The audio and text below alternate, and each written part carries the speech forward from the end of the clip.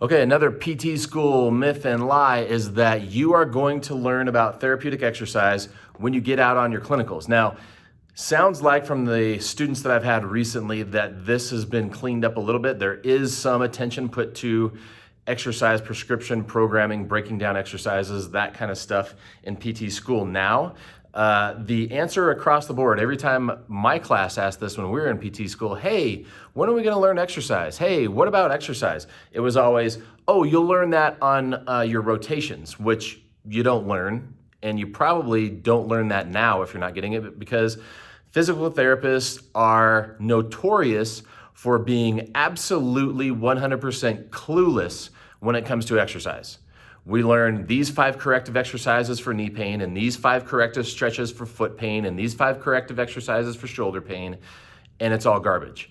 We don't learn how to apply any kind of thought process when it comes to taking the physiology that we learned, putting that together with the biomechanics that we should have learned, putting that together with the anatomy that we should have learned, and now we have a cohesive thought process to move forward with exercise progression, prescription, per patient need, not according to diagnosis. So if you're taking out a piece of paper that has the 5 stretches for patellofemoral syndrome and then the 3 exercises for patellofemoral syndrome, you are doing a garbage job of giving your patients the correct exercises, because there are no magic exercises per diagnosis. If you're not assessing every single patient, finding out what the root cause is that's leading to their symptoms and what muscles are inhibited and what muscles aren't inhibited and what muscles are synergists and what muscles are antagonists and how the law of reciprocal inhibition figures into that, if you don't put all that together, you're striking out with your therapeutic exercise,